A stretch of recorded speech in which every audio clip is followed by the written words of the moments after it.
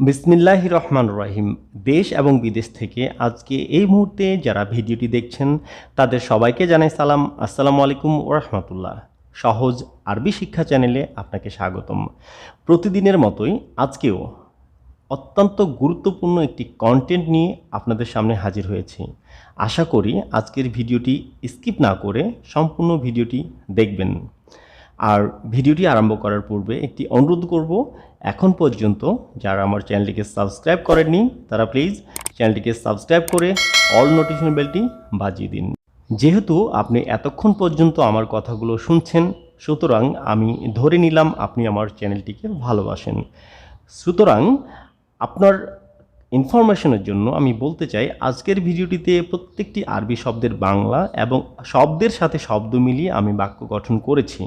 সুতরাং আজকের ভিডিওটি সত্যি কিন্তু আপনার জন্য খুবই স্পেশাল হতে যাচ্ছে। তাহলে চলুন কথা না বাড়িয়ে ভিডিওটি শুরু করি।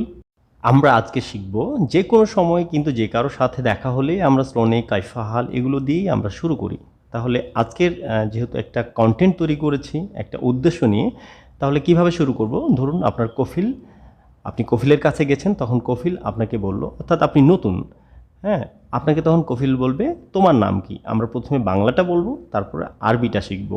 কি হচ্ছে? কফিল বলছে তোমার নাম কি, আরবিতে কি হবে? সিসমাক বা শোনো ইসমা, মানে তোমার নাম কি। সিসমাক মানেও তোমার নাম কি, শোনো ইসমা মানে শোনো মানে কি, ইসমা মানে নাম। যাই হোক, তো আপনি তখন কি বলবেন? আমার নাম ইমাম। আরবিতে হবে ইসমা ইমাম, মানে আমার নাম ইমাম। এরপরে আসছে আপনার কফিল বলছে তুমি কোন দেশ থেকে এসেছো। আরবিতে কি হবে? মিতা বিলাদ আন্তা ইজি, মিতা বিলাদ আন্তা ইজি। তাহলে এখানে বোঝানো হচ্ছে মিতা মানে কোন, বিলাদ মানে দেশ, আন্তা মানে আপনি বা তুমি, ইজি মানে এসেছো। মিতা বিলাদ আন্তা ইজি, তুমি কোন দেশ থেকে এসেছো। তখন আপনি বলবেন আমি বাংলাদেশ থেকে এসেছি। যদি বাঙালি জিজ্ঞেস করতো তাহলে তো আপনি এভাবে বলতেন যে আমি বাংলাদেশ থেকে এসেছি। তাহলে আরাবিয়ানরা যখন বলবে বা আপনাকে বলতে হবে, তখন কিন্তু আপনি বলবেন আনা ইজি বিলাদ মিন বাংলাদেশ, যে আমি বাংলাদেশ থেকে এসেছি। আনা ইজি আমি এসেছি, বিলাদ মানে তো দেশ, মিন মানে হতে, বাংলাদেশ মানে বাংলাদেশ। তাহলে আনা ইজি বিলাদ মিন বাংলাদেশ, অর্থাৎ আমি বাংলাদেশ থেকে এসেছি। এরপরে যেটা হবে তা হলো আপনার কফিল বলবে তুমি কি আমার বাড়িতে প্রথম কাজ করছো। বাংলায় যদি বলে তাহলে কিন্তু এভাবেই বলবে। তো বাংলায় যেহেতু বলবে না, আরবিতে বলবে, তাহলে আরবিতে কীভাবে বলবে? ইন্তা সুগল হাগ্গি বা মাল আনা বেত আউয়াল। এখানে কিন্তু প্রশ্নবোধক চিহ্ন দিয়েছি, যে আপনাকে প্রশ্ন করছে। ইন্তা সুগল মাল আনা বেত আওয়াল বা ইন্তা সুগল হাগ্গি বেত আওয়াল, মানে তুমি কি এই প্রথম আমার বাড়িতে কাজ করছো বা কাজ করতে এসেছো। তখন আপনি কি বলবেন? জি, আমি নতুন এসেছি এবং প্রথম আপনার বাড়িতে কাজ করছি। তাহলে আরবিতে আপনি যখন বলবেন তখন কিভাবে বলবেন? না মুদির আনা জেদিদ ওয়া আউয়াল সাউই সুগুল মাল ইনতাবেদ, মানে জি মুদির, আমি নতুন এবং প্রথম আপনার বাড়িতে কাজ করছি। এখানে নাম মানে জি, মুদির মানে তো আমরা মুরব্বীদেরকে বা আপনি যার আন্ডারে কাজ করছেন তাকে মুদির, সম্মানী ব্যক্তি। আনা জেদিদ, আনা মানে আমি, জেদিদ মানে নতুন, ওয়াহ মানে এবং, আউয়াল মানে প্রথম, সাউই মানে করা, সুগুল মানে কাজ, মাল ইনতা, মাল ইনতা মানে আপনার, হ্যাঁ, বেত মানে তো বাড়ি। যাই হোক, এরপরে কি আসছে? আপনার কফিল বলবে ঠিক আছে ভালোভাবে কাজ করো। তো আরবিতে কিভাবে বলবে? তাইয়েব সুগল মিয়া মিয়া, তাইয়েব সুগল মিয়া মিয়া। এখানে তাইয়েব মানে ঠিক আছে, সুগল মানে কাজ, মিয়া মিয়া মানে ভালোভাবে, মানে মিয়া মিয়া মানে 100-তে 100 বা 100-100 কাজ করবি, ভালোভাবে কাজ করবি, যেটাকে আমরা বুঝি। তখন আপনি কি বলবেন? ঠিক আছে শেখ বা মুদির, আমি ভালোভাবে কাজ করব। তো কি হলো? নাম মুদির ইনশাল্লাহ আনা সাউই সুগল মিয়া মিয়া। নাম মুদির মানে ঠিক আছে মুদির, বা শেখ ইনশাল্লাহ আনা সাউই, ইনশাল্লাহ মানে তো ইনশাল্লাহ, আনা মানে আমি, সাউই মানে করা, সুগল মিয়া মিয়া কাজ ভালোভাবে করব, সুগল মিয়া মিয়া মানে ভালোভাবে কাজ করব। এরপরে ধরেন যে আপনার কফিল আপনাকে বলছে ভালোভাবে কাজ করবা এবং ভালোভাবে আরবি ভাষা শিখবা, অর্থাৎ আরবিতে এভাবে বলবে ইনতা সাউই সুগল মিয়া মিয়া বাদিন ইনতা তালিম আরবি কালাম। যে ইনতা সাউই সুগল মিয়া মিয়া, তুমি ভালোভাবে কাজ করবা, বা দেন মানে পরে, ইনতা তালিম, তালিম মানে কি শিক্ষা গ্রহণ করা বা শিক্ষা নেওয়া, আরবি কালাম আরবির উপরে শিক্ষা গ্রহণ করবা। বা এখানে বলছে কি, মানে ভাষা শিখতে হবে আপনাকে। আপনার মুদির আপনাকে বলছে যে ভালোভাবে কাজ করবা এবং ভালোভাবে ভাষা শিখবা। তো আপনি তখন কি বলবেন? আচ্ছা মুদির, আমি আরবি ভাষাটা খুব তাড়াতাড়ি শিখে যাব ইনশাআল্লাহ। তো আরবিতে এইভাবে বলতে হবে, নাম মুদির ইনশাআল্লাহ আনা আরবি কালাম তালিম সুরা সুরা। না মুদির মানে ঠিক আছে মুদির, ইনশাল্লাহ মানে ইনশাল্লাহ, আয়না আমি আরবি মানে আরবি কালাম মানে আরবি কালাম, তালিম মানে নিব শিক্ষা নিব, সুরা সুরা মানে তাড়াতাড়ি। না মুদির ইনশাল্লাহ আনা আরবি কালাম তালিম সুরা সুরা। ঠিক আছে মুদির, আমি আরবি ভাষাটা খুব তাড়াতাড়ি গ্রহণ করব, শিখবো বা শিখে যাব। এরপরে হয়তো আপনার কফিল আপনাকে বলবে এখন যাও রুমে গিয়ে রেস্ট করো। তো আরবিতে কীভাবে বলবে? আলহিন রো গুরফা বাদেন রাহা, মানে আলহিন মানে এখন, রোহ মানে চলে যাও, গুরফা মানে বাসায় বা ঘরে, বাদেন রাহা তারপরে রেস্ট করো। এখানে বাদেন মানে তারপর, রাহা মানে রেস্ট করা বা আরাম করো। আমরা বলি না যে আরাম করো বা বিশ্রাম করো, এরকম। যাই হোক, এরপরে আসছে, তাহলে আপনাকে যখন রেস্ট করতে যেতে বললো, তাহলে আপনার তো এটা জানা উচিত যে কখন আসবেন। তো আপনি তখন বলবেন মুদির কয়টার সময় কাজে আসবো। তো আরবিতে আপনি এভাবে বলবেন মুদির, মুদির শাহ কাম আনে ইজি সুগল, শাহ কাম আনে ইজি সুগল, অর্থাৎ মুদির শাহ মানে সময়, কাম মানে কত, আনা মানে আমি, ইজি মানে আসবো, সুগল মানে কাজ। তাহলে কয়টার সময় আমি কাজে আসব। তো এরপরে আপনার কফিল আপনাকে বলবে যে তোমার মোবাইল নাম্বারটা দাও, আমি তোমাকে কল দিব। তোমার মোবাইল নাম্বারটা দিয়ে যাও, যখন দরকার হবে তখন আমি তোমাকে কল দিব, তখন তুমি এসো। তাহলে আরবিতে তো আপনাকে বলবে, তো আরবি ভাষায় কীভাবে বলবে এটা তো আপনাকে বুঝতে হবে। আরবিতে আপনাকে বলবে জীবন্ত জাওয়াল রাগম আনাদিক টেলিফোন। তো যা এখানে জিব মানে দাও, ইনতা মানে তোমার, জাওয়াল মানে মোবাইল। তো আরবিয়ানরা মোবাইলকে মোবাইলে অনেক সময় বলে, বেশিরভাগ সময় কিন্তু মোবাইল বলে, কারণ মোবাইল তো একটা ইন্টারন্যাশনাল ল্যাঙ্গুয়েজ, সেভাবে বলে। রকম বা রগম মানে নাম্বার, আনা মানে আমি, দিক মানে দিব, টেলিফোন যে আপনাকে, যে টেলিফোন মানে মোবাইলে যে কল দিবে সেটাকে ওরা টেলিফোন না বলে টেলিফোন বলে। যাই হোক, তাহলে জীবান্তা যাওয়ার আগম আনাদিক টেলিফোন মানে তোমার মোবাইল নাম্বারটা দাও, আমি তোমাকে কল দেবো। তখন আপনি কি বলবেন? জি মুদির বা শেখ। এখন শেখের কাছে যদি আপনি থাকেন, অর্থাৎ আরাবিয়ানরা যারা অনেক বড় মাপের লোক, অর্থাৎ একেবারে ধনী টাইপের, তারা কিন্তু শেখ বলে, বা বড় বংশের তারাকে শেখ বলে। আর নর্মালি যে আন্ডারে কাজ করে বা আন্ডারে কাজ করে তারাকে মুদির বলে। তো আপনি তখন কি বলবেন? জি মুদির, এটা আমার মোবাইল নাম্বার। হ্যাঁ, যে কোনো একটা মোবাইল নাম্বার আপনি দিলেন। জাস্ট আমি এখানে একটা মানে ডেমো দেখিয়েছি আর কি। তো আপনি আরবিতে তখন কীভাবে বলবেন? না মুদির বা শেখ, হাদা হাগ্গি যাওয়ার রকম, হাদা হাগ্গি যাওয়ার রকম। তাহলে আপনি নাম্বারটা দেওয়ার পরে আপনার কফিল বা মুদির তো মোবাইলটা সেভ করলো, নাম্বারটা আপনার সেভ করলো মোবাইলে, তারপর আপনাকে মোবাইলে হয়তো বা কল দিল। তখন আপনাকে কি বলবে? হ্যাঁ, আমার মোবাইল নাম্বার পেয়েছো? তো আরবিতে এভাবে বলবে হালিনতা আয়াতি হাগ্গি যাওয়ার রকম। হালিনতা মানে নিশ্চিত করছে, হ্যাঁ, যে আপনার কিন্তু প্রশ্নবোধক চিহ্ন দিয়েছে এই জন্যই যে আপনাকে কি বলবে? আমার মোবাইল নাম্বার পেয়েছো? তো হালিনতা আয়াতি মানে তুমি কি পেয়েছো, হাগ্গি আমার, যাওয়াল রগম মানে মোবাইল নাম্বার, আমরা কল দিলে যে যায় হোয়াটসঅ্যাপে বা ইমোতে, যাই হোক এভাবে আপনাকে বলবে হাল ইনতা আতি হাগি যাওয়াল রকম মানে আমার মোবাইল নাম্বার তুমি কি পেয়েছো? তখন কিন্তু আপনি বলবেন না মুদির, মানে জি মুদির পেয়েছি। বা আপনি বলতে পারবেন যে ধন্যবাদ, মানে শুক্রান শেখ বা মুদির। শুক্রান মানে তো আমরা বুঝি, ধন্যবাদ দিয়ে আপনি রেখে দিলেন। এরপরে আপনি ধরেন যে চলে গেছেন, তো পরবর্তীতে বিকালে বা পরের দিন আপনি ফোন দিচ্ছেন। হ্যাঁ, কি বলছেন? মুদির আপনি কোথায়? অথবা বাসায় আসছেন, এসে পাচ্ছেন না, তখন আপনি ফোন দিলেন। হ্যাঁ, যে মুদির আপনি কোথায়? তো আরবিতে কীভাবে আপনি বলবেন? ওয়ান ইন দ্য মুদির, বা ডাইরেক্ট আপনি বলতে পারেন ওয়াইনাক। ওয়াইনাক মানে আপনি কোথায় বা কোথায়। তো এরপরে আপনার কফিল আপনাকে নিশ্চয়ই উত্তর দিবে যে আমি বাজারে এসেছি। তো আরবিতে কীভাবে বলবে? আরবি ভাষাটা আপনাকে বুঝতে হবে, এই জন্য আমি বারবার আরবিতে কী বলবে, বাংলায় কী বলবে, আরবিতে কীভাবে বলছি, বিরক্ত না হয়ে বোঝার চেষ্টা করেন যে আমি আপনাকে আমার সর্বোচ্চটুকু দিয়ে বোঝানোর চেষ্টা করছি। তো আপনার কফিল আপনাকে বলবে আনা মৌজুদ ফিল জামিয়া, আনা মৌজুদ ফিল জামিয়া।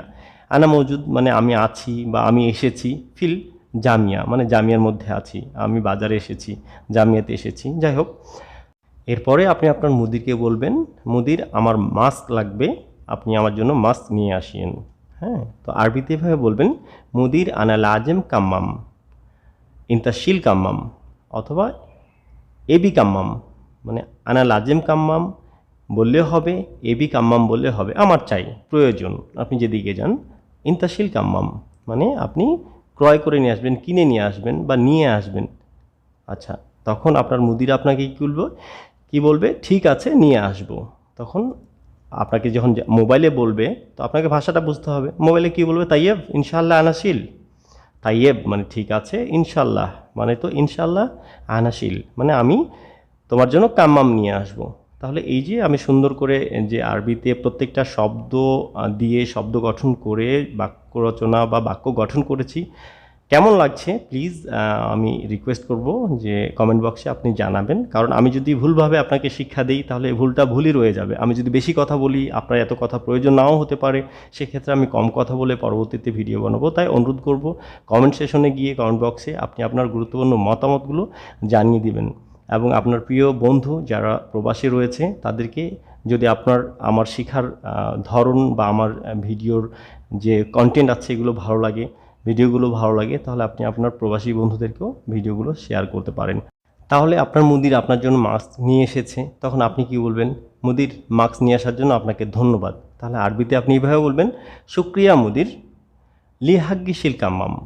শুক্রিয়া মানে তো শুক্রিয়াই, মুদির মানে তো মুদির, লি হাগ্গি মানে নিয়ে আসার জন্য, স্পেসিফিকলি যে আপনার জন্য নিয়ে আসছে এই জন্য এখানে হচ্ছে লি হাগ্গি। শিল কাম্মাম মানে আপনি কাম্মাম নিয়ে এসেছেন, তো আপনি বলবেন শুক্রিয়া মুদির, লি হাগ্গি শিল কাম্মাম, যে আপনি মাস্ক নিয়ে আসার জন্য বা আপনি মাস্ক নিয়ে এসেছেন তার জন্য আপনাকে অসংখ্য ধন্যবাদ মুদির। তো আপনার কফিল বলবে, এখন করোনা খুব বেশি, সবসময় মাস্ক পরবা, বলে না? তো আরবিতে কীভাবে বলবে? আলহিন করোনা ভাইরাস ওয়াজেদ আলাতুল ইস্তেমাল কাম্মাম। আলহিন করোনা ভাইরাস ওয়াজেদ, এখানে আরবিয়ানরা কিন্তু ভাইরাসকে ভাইরাস বলে। সো এটা মাথায় রাখবেন যে ভাইরাস আবার কি। যাই হোক, পরবর্তীতে একটা ঘটনা আমি উল্লেখ করছি, তো আমরা শিখে নিই এই পর্যন্ত। এবার হচ্ছে আলাতুল ইস্তেমাল কাম্মাম, মানে আলাতুল মানে সব সময়, ইস্তেমাল মানে ব্যবহার করবা, কাম্মাম যে আলহিন করোনা ভাইরাস ওয়াজেদ আলাতুল ইস্তেমাল কাম্মাম মানে এখন করোনা ভাইরাস বা করোনা ভাইরাসের প্রভাব অনেক বেশি, সবসময় মাস্কটা পরবা বা ব্যবহার করবা। তখন আপনি বলবেন ঠিক আছে মুদির, অর্থাৎ না আম মুদির, না আম মানে ঠিক আছে। তো যাই হোক, এরপরে কি আসছে? এরপরে আপনি বলবেন মুদির, এখন কোনো কাজ আছে? তাহলে আরবি কি? মুদির আলহিন ফি সুগল, যে প্রশ্নবোধক চিহ্ন দিয়েছে এই জন্য যখন কোনো প্রশ্ন করবেন বা জিজ্ঞাসিতর সময় হবে ধাক্কা দিয়ে বলতে হবে। ধাক্কাটা কেমন? মুদির এখন কি কোনো কাজ আছে?